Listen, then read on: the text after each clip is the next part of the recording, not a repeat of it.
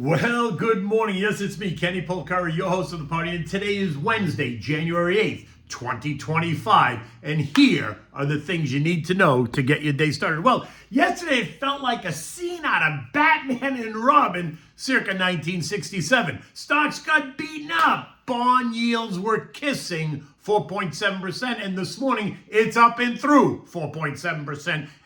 Eco data suggests brewing inflation. And Fed commentary becomes more cautious. Oh, wow, look at that. Markets are closed tomorrow for the Carter's funeral. And what do we have at dinner tonight? We're having the Manfredi con la Ricotta. We'll get to that in a moment. It is a Neapolitan classic. Oh, boy, it was a scene out of Batman and Robin yesterday, right? When they had those fight scenes, right? Some of us will remember that featured the words in the bubbles, right? The millennials and Gen Zers are not going to understand that reference. Words like kaboom and pow and bang, zap, crunch, biff, crack, clunk, and wham. Because that's what it felt like yesterday as we witnessed the damage that rising bond yields are going to do to stocks. Now, yesterday saw lots of action in the bond market, right? First, we had a $39 billion sale of 10-year bonds that drew the highest yield since 2007. And then we had a flurry of corporates. We had 11 companies raising $18 billion yesterday, which also put kind of pressure on the bond market and then the stock market. You can look at Monday's note, refer back to Monday's note. We discussed this whole issue, and we also discussed how Janet Yellen has been masking a much bigger issue for investors and for the market. You can go back and find the link on my Twitter, or you can go to my Substack, kennypolcari.substack.com, and find Monday's note. It's all in there. We talked about kind of how she's been financing the debt with short-term versus longer-term debt, so it might become an issue down the line. 2-year bond yields rose yesterday by 2 basis points to end the day at 4.29. 10-year bond yields are up 5 basis points to end the day at 4.68, but not before kissing 4.697. And the 30-year bond rose 4 basis points to end the day at 4.91%, leaving that bond teasing the October 2033 highs of 5.18%. The eco data being seen as the culprit. The JOLTS report, the Job Opening and Labor Turnover Survey, totaled 8.09 million versus the expected 7.74 million, meaning there are more jobs available, which means that businesses are going to likely have to pay higher wages to attract qualified candidates. So think of what higher wages is going to mean for inflation. And then we got the ISM Services PMI that came in stronger at 54.1. And the services prices paid surged even higher, coming in at 64.4 versus last month's 52.10, a 23% surge in that data point. Prices paid means higher costs of services employees, and remember, we are a 75% services economy. I wonder if those Goldman Sachs analysts who said that they were witnessing a tactical bullish setup for stocks driven by institutional money and lack of selling, what are they thinking now? Because apparently yesterday there was no lack of selling as stocks got whacked. But remember, it isn't a lack of selling at all. We discussed this, as every trade has both a buyer and a seller, right? I described it in yesterday's note. It was really the tone of the day. And yesterday's tone was, shall we say, just a bit negative. And that caused the sellers to become more aggressive, leaving buyers to have their way and take control, and prices fell. Again, this isn't rocket science. It's Econ 101, supply and demand. All right. If you missed that class, you should go back to school and take it again. And then those highly paid JP Morgan guys, who also told us point blank that while the risks to a fierce rally are mounting, a bearish downturn remains extremely unlikely amid strong economic growth. The key phrase there was extremely unlikely. And I said, watch what happens next. And then I told you to keep your eyes on the VIX, the fear index, and to watch it as it was feeling just a bit anxious to me, right? With all the trend lines converging between 16 and 17, and that a push up and through 17 and a quarter would see the VIX spike and stocks retreat. Well, the size of the move was going to depend on the headline that causes the spike higher. And what happened? The VIX surged up 11% yesterday, and stocks ended the day lower. The Dow lost 178 points or 0.4%. The S&P lost 66 points or 1.1%. The NASDAQ got smacked, down 375 points or nearly 2%, and no one should be surprised at all. The Russell gave back 16 points or 0.75%. The Transference bucked the trend, actually rising by 38 points or 0.25%, while the equal-weighted S&P lost 24 points or 0.33%. In addition, the Bloomberg Total Return Mag 7 Index lost 711 points or 2.5%. Now, you see what happened here? The S&P got whacked, right? That was down 1.1% because all those mega cap tech names, think the Mag 7, got smushed, taking that market capitalization index lower, while the equal-weighted S&P was only off a fraction. Why? Because the bulk of the selling was in that overcrowded tech trade, right? The one that includes the Mag 7 plus all those other tech sectors that we've been discussing for days now. And since they are equal weighted in the equal weighted index and not cap weighted in that index, the losses are not amplified as much as they are in the regular S&P. And at the end of the day, the XLK lost 2 full percentage points, right? That's a tech ETF. The semis down 1.4%. Disruptive tech gave up 3.7%. Quantum tech lost 1.3%. And those really volatile names in that sector got punched in the face and punched in the gut. IONQ down 3%. RGTI down 5.7%. QUBT down 3.3%. And QBTS gave up 6.5%. There were, though, 2 sectors out of the 11 in the S&P that ended the day higher. Healthcare up 0.5% and energy up 1 full percentage point. And by the way, those 2 sectors were part of 2024 underperformers, just saying. All the others came under pressure. Consumer discretionary, basic materials, communications getting hit the hardest, down 1.9%, 1.3%, and 1.1% respectively.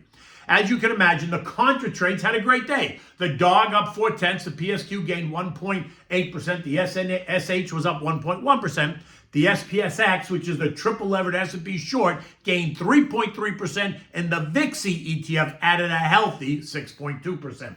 Now look, we're hearing from a number of different Fed heads, and the story seems to be changing just a bit, clearly getting more cautious in their comments. The latest was Atlanta's Rafi Bostic. He's telling us that officials should be cautious given the uneven progress on lowering inflation. This follows Fed Governor Lisa Cook's comments on Monday, where she also warned of continuing to cut rates due to stickier inflation.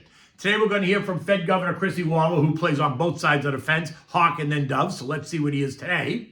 And then tomorrow we're going to hear from Philly Fed President Patty Harker, who calls himself an eagle, which means he doesn't want to commit to either side. We're also going to hear from Richmond Fed President Tommy Barkin, who's another one who sits on the fence, Kansas City Fed President Jeffrey Schmidt, moderately hawkish, and Fed Governor Michie Bowman. She also leans hawkish, and they're all speaking on Thursday. So there's going to be a lot to unpack after we hear what they each have to say. But remember, the stock market is closed tomorrow in observance of President Carter's funeral. So the markets are not going to be able to react until Friday based on what they say. Eco data today includes mortgage apps and the ADP employment change, and that is expected to show a gain of 140,000 jobs, right? New jobs. We're going to get that, and at 2 p.m. we're going to get the December FOMC minutes, where we might get a bit more clarity on who voted yes and who voted no and why. Oil continues to churn in the 74.30 range. Nothing really new to drive the action there. Nothing really new to drive oil up or down. Gold also continues to churn in the 26.25, 26.75 range. This morning it's flat at 26.64. The dollar is trading at 109.10. It's up 8% in the last 3 months. And this will continue to be a headwind for commodities. As the dollar gets stronger, commodities should weaken. Think the inverse relationship, right? Gold is down 5.75% during that same time frame. The Bloomberg Commodity Index is down 3.5% during that same time period. Oil, while it is a commodity, is up 17% during the same period. But remember, oil prices are driven by other factors that sometimes cause oil to buck the trend. You can think that ongoing Chinese drama. 1 week demand is hot, 1 week demand is cold, 1 week it's hot, 1 week it's cold. Whatever. You can also think sanctions on Russia, sanctions on Iran. You can think production cuts by the Saudis as they try to control supply of oil. Now, if these issues were not issues, that I suspect oil would be lower and not higher. U.S. futures this morning are confused. It feels like a dead cat bounce to me. They were up when I was writing it out, and they quickly turned lower when bond yields went through 4.7%. Dow futures now down 7, the S&P is down 15, the Nasdaq's down 80, and the Russell is down 25. I still think that the first quarter is going to continue to be volatile as investors, traders, and algos digest all the cross currents that are plaguing the markets at the moment.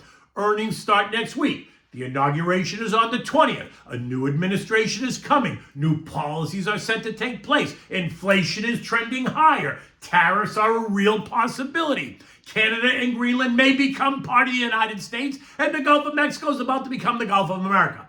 All while the Panama Canal is the latest issue to be exploited by the Chinese.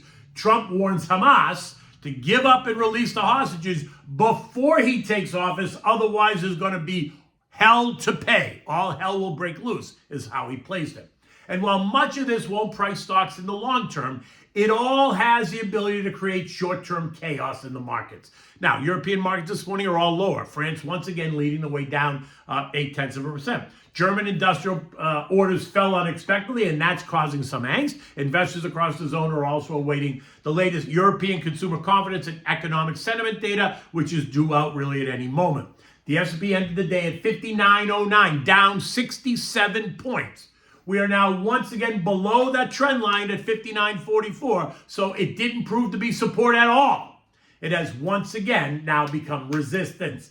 The key data point this week is going to be Friday's non-farm payroll report. Expect lots of speculation and positioning ahead of this data point, and since markets are closed tomorrow, lots are going to happen today.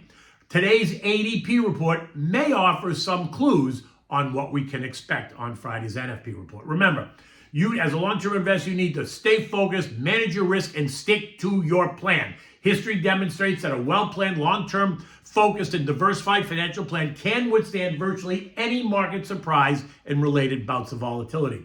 Any questions, you can give me a call. You can go to my website, click on the Contact Us page, put KP in the message box. I will be happy to return your call to help you discuss either your portfolio or questions or comments or concerns that you might have. Okay, so what are we having for dinner tonight? We're having this dish that is a classic Neapolitan dish. It's called Manfredi con la Ricotta. It's a classic, a Neapolitan classic. Manfredi pasta, also known as Manfredini, is a ribbon-shaped pasta with ruffled edges. The name suggests royalty and nobility, and this pasta works really well with this particular sauce, which is so simple to make and so delicious. For this, you need 1 large onion. You're going to just cut it in half. That's it. Cut it in half. Olive oil, garlic cloves, you're going to leave it whole. Salt and pepper, fresh basil, fresh ricotta, fresh grated Parmigiana cheese, a can of crushed tomatoes, and of course the pasta. You want to bring a pot of salted water to a rolling boil on the back burner so it's ready when you need it. You're going to start by heating up some olive oil in a large saute pan, right? Add in the onion, which you've just sliced in half. Do not chop it. Put the 2 pieces of onion right in the oil. And the garlic clove, not sliced, just the whole garlic clove. Saute it around for 5 or 8 minutes, so turning the onion over so it cooks on both sides. Now you're going to add in the can of crushed tomatoes. You're going to season it with salt and pepper. You're going to allow this to kind of simmer on the stove for 10 minutes, right? With the onion and the garlic still in it. While this is simmering, you're going to take the ricotta cheese and put it in a bowl. Add in a 1 ladle of hot water and a handful of the Parmigiana cheese. Season it with salt and pepper. Mix it until it becomes nice and creamy, right? Now, you're going to add the pasta to the water. You're going to cook that for 8 minutes.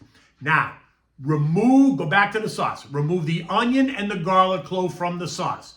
When the pasta is done, you're going to add it directly into the saute pan. Using tongs, just take it out of the water, put it right in the saute pan. Mix it to coat the pasta. Now you're going to add 2 tablespoons of the ricotta and a half a ladle of the pasta water, which we know is the tears of the gods. Mix it well. Serve this now in warm bowls. Add a dollop of ricotta on top with a dusting of fresh grated Parmigiana cheese and top it with a fresh basil leaf or 2. Right? It's delicious. It is so simple. You'll wonder how you ever went without it. It's really a great dish. And guess what? It is another gorgeous day here in South Florida. We got a little bit of a cold spell out there. It's only 70 degrees today versus the normal 80. In any event, I will be on the Big Money Show today at 1 o'clock on Fox Business. So please join in. Until tomorrow, take good care.